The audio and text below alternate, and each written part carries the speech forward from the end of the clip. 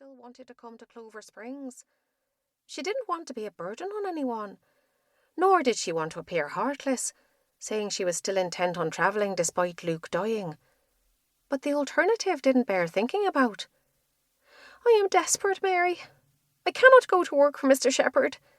Please think of some way to get me to Clover Springs. I will do anything. I know you are just married, but maybe there is someone in Clover Springs who wants a maid, or even a wife. Anything is better than staying in Boston." Chapter 2. Clover Springs, Colorado. "Sorry, Pa.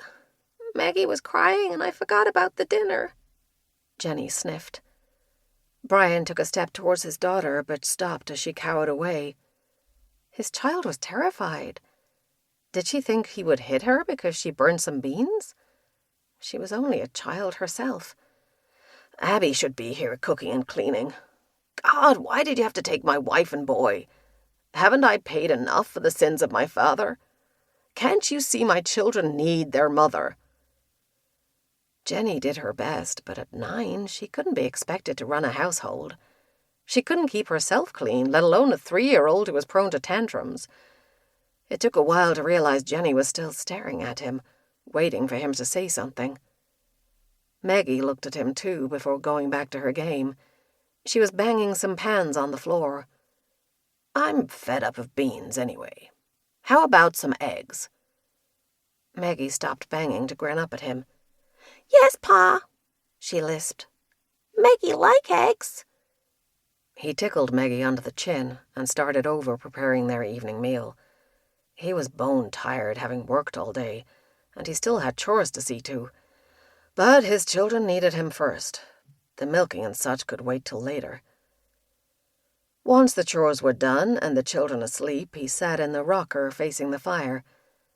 Mrs. Sullivan was right. He needed a wife. When Abby and Ethan were killed, Katie Sullivan was quick to offer help and support. She had watched over the girls for a few weeks, even showing Jenny how to prepare some simple suppers. At first, he hadn't liked her coming to the house. He wasn't rude, but he didn't make small talk. She had her job at the store, in addition to being newly married, yet she still found time to help his family. She ignored his attempts at coolness. She told the girls stories of life in Ireland and her family's trip across the water. He had listened in spite of himself. To be truthful, he missed those days when he had some adult company. The girls were lovely, but they weren't up to making conversation. Daniel Sullivan was a lucky man to have such a brave wife. Mary, Davy's wife, was also a fine woman. Maybe he should write to Mrs. Gantley and see if she could find him a mother for the girls. He needed a housekeeper, and it would be nice to have someone to talk to. If he could get away without being married, he would. But it wasn't proper for an unmarried woman to live out on the ranch with him. What he needed was an older widow like Mrs. Higgins. Maybe not that old. Someone who didn't have dreams. A realist.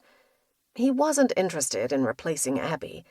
By taking away all he loved, God had shown Brian he wanted him to remain alone.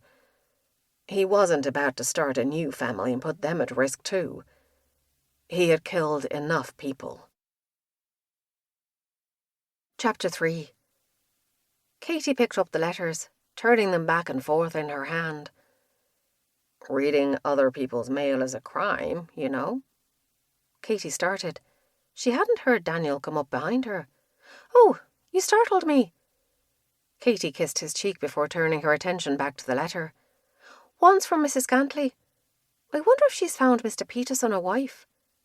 "Guess he'll tell you soon enough. He's due in town on Sunday.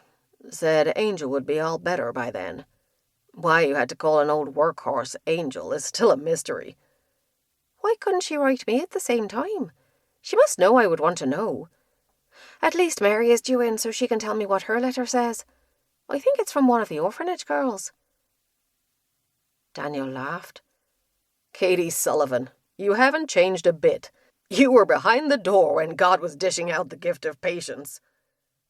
Still laughing, Daniel wandered to the back of the store, leaving Katie at the counter.